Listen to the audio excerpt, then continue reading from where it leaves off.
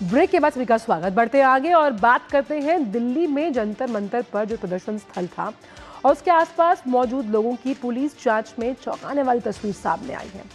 20 जुलाई को हुए संसद मार्च में करीबन 900 से ज्यादा आपराधिक पृष्ठभूमि वाले लोग शामिल पाए गए। दिल्ली पुलिस ने इनकी गिरफ्तारी के लिए 20 टीमें बनाई और सीसीटीवी से हुई अपराधियों की पहचान। तो पुलिस रिकॉर्ड के आधार पर जो आंकड़े तैयार किए गए उसमें दावा किया गया कि प्रदर्शन स्थल पर मौजूद भीड़ में केवल सामान्य लोग ही शामिल नहीं थे, बल्कि बड़ी संख्या में ऐसे लोग भी थे जिनका पहले से गंभीर आपराधिक इतिहास रहा है। तो दिल्ली पुलिस का ये बड़ा खुलासा है कि उस प्रोटेस्ट में कई क्रिमिनल एक्टिविटीज में शामिल लोग भी शामिल थे, जो ये बताता है कि जेनजी का जो ये प्रोटेस्ट था जिसमें वो पेपर लीक पर लगातार अपनी बात रख रहे थे, शांतिपूर्ण प्रदर्शन कर रहे थे, लेकिन 2000 से ज़्यादा ऐसे लोग हैं जिनका क्रिमिनल रिकॉर्ड मिला। एफआरएस से उन अपराधियों की पहचान हुई है और इनमें कई ऐसे अपराध शामिल हैं। तो दिल्ली पुलिस का ये बड़ा खुलासा बताता है कि प्रोटेस्ट में कौन शामिल थे। सामान्य लोगों से ज़्यादा उसमें क्रिमिनल्स थे।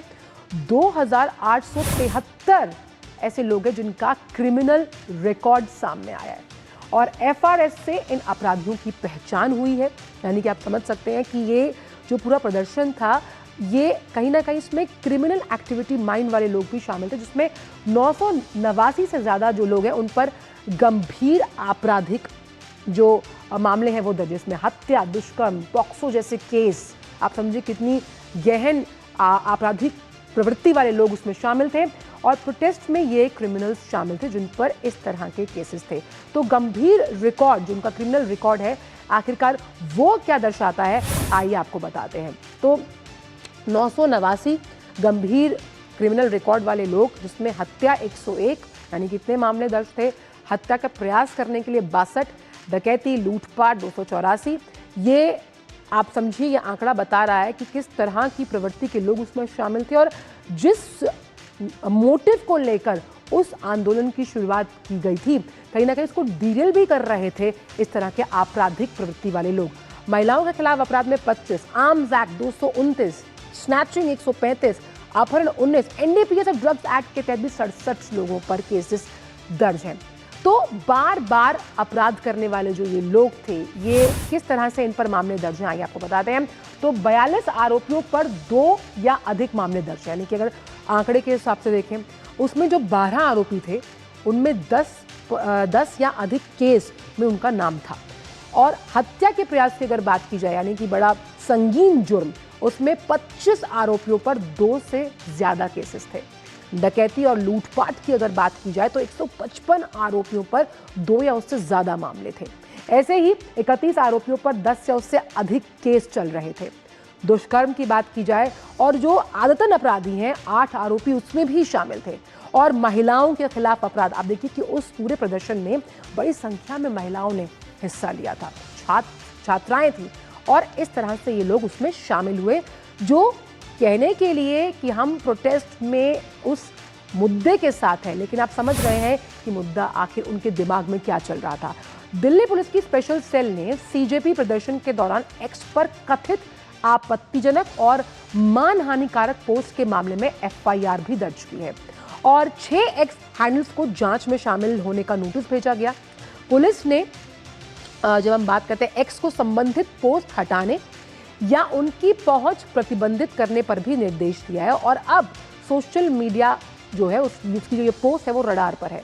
दिल्ली पुलिस ने इस पर एफआईआर दर्ज की और आपत्तिजनक मान हानिकारक पोस्ट पर एक्शन है। आप इसको ये समझ सकते हैं कि कैसे डिजिटल तमाशा ना बने और डिजिटल तमाशा जो बना उस प्रोटेस्ट के दौरान, आप समझ सकते हैं कि कुछ चीज़ें टूल किट के जरिए भी की गई। इसी पर बात करने के लिए हमारे साथ नीरज जो है वो जुड़ गया है, तो आइए सीधे नीरज पर चलते हैं।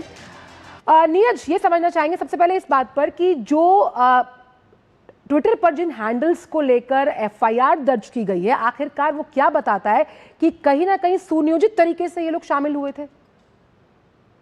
बिल्कुल, आप देखें कि जो छात्र प्रोटेस्ट हुआ था आंचल, आप इस बात को समझें कि छात्र एक मंशा के तहत या ये कहें कि एक कॉज के तहत वहां पर आंदोलन कर रहे थे, लेकिन इसकी अनुमति किसी को नहीं दी जा सकती कि आप किसी की मानहानि करें, किसी के लिए उल्टी सीधी गालियां दें और किसी की बेइज्जती करें और किसी को इस तरीके से सोशल मीडिया में बदनाम करें। हमारा भारत का संविधान इस बात की अनुमति देता है कि अगर किसी के प्रति अपशब्दों का प्रयोग किया जाएगा तो उसके खिलाफ कानूनी कार्रवाई है वो की जा सकती है, और उसी कानूनी कार्रवाई का जो प्रयोग है वो दिल्ली पुलिस कर रही है।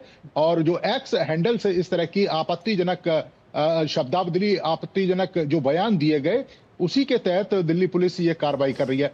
दूसरी सबसे बड़ी बात है कि आपने सही जिक्र किया कि 2800 से ज्यादा अपराधी वहां उस समय मौजूद थे, और उसमें कई सारे अपराधी आदतन अपराधी हैं। आदतन अपराधी यानी कि जो बार बार अपराध करते हैं।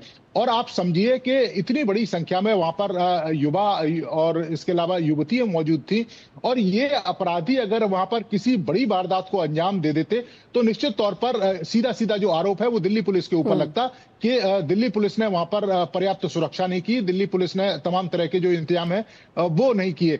आप देखें कि इसमें कई सारे अपराधी ऐसे हैं जो महिलाओं से छेड़छाड़ के मामले में भी आरोप है, मर्डर के मामले में है, अपहरण के मामले में है, पॉस्को के मामले में है। कई सारी बच्चियां वहां पर कम उम्र की थी, अगर उनके साथ किसी तरह की बदतमीजी हो जाती तो किस तरह की स्थिति पैदा हो सकती थी। तो निश्चित तौर पर अब दिल्ली पुलिस कार्रवाई कर रही है, और इसमें दिल्ली पुलिस ने कई सारी टीमें बनाई हैं, और उन टीमों के आधार पर जगह जगह पर दिल्ली पुलिस इस पूरे मामले को इन्वेस्टिगेट करेगी, ये जानने की कोशिश करेगी कि आखिर ये लोग थे, इनका जो कानूनी स्टेटस है वो क्या है। क्योंकि कई बार आंचल होता है कि अगर कोई आरोपी है तो उसे अदालत से जमानत मिली हुई होती है या फिर वो फरार हुआ होता है, तो उसका जो कानूनी स्टेटस है उसकी चेक अब दिल्ली पुलिस करेगी। और अगर दिल्ली पुलिस को लगता है कि इसमें जो आरोपी है वो कोई बड़ी वारदात कर सकता था, तो उसके खिलाफ जो कानूनी कार्रवाई है वो दिल्ली पुलिस करने जा रही है। तो एक तरीके से हम कहें कि ये बड़ा संवेदनशील मामला है कि इतनी बड़ी संख्या में अपराधी वहां पर मौजूद थे, जिन पे